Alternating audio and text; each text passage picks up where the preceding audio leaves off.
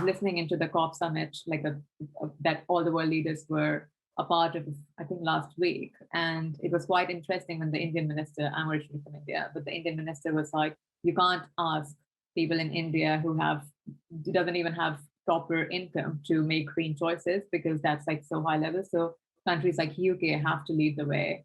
And the government has to show how to build a system where it can be green by making sure that we have the infrastructure. I mean, this might be a sort of too simplistic a sort of a anecdote, but I was very lucky. I went through for a lovely tour through India and up into the Rajasthan and everywhere else. And what was clear to me was actually how environmentally conscious, people in quite poor communities in India and villages, etc. are. They literally are using everything and recycling it, for fuel, be it dung or whatever it might be. But plastic is this one thing they don't know what to do with, and so it gets taken to the outside of the village and burnt, and obviously that creates horrible toxic fumes. And yet there are people like the Plastic Bank out there who are saying, no, gather together the plastic, we'll give you a payment for that, and then they take it back and they turn it into a reusable plastic.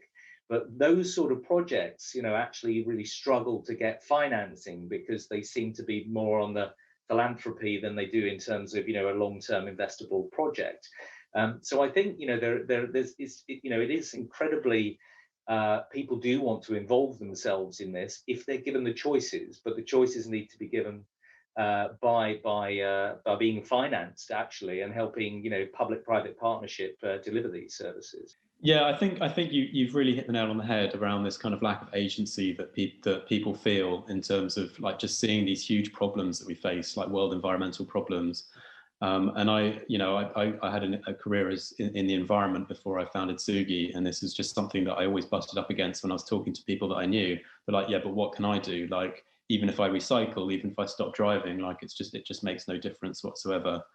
And from a financial perspective, I mean, specifically, it's like, there's advice out there. Should they be selling all their investments and buying, just impact funds, which are recommended in the newspaper?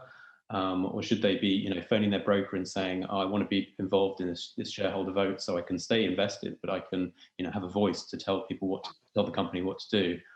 Or should I just sell all my investments because actually every investment has an impact and I shouldn't be supporting any companies? Like, it's just this kind of throw your hands up in the air kind of agency thing.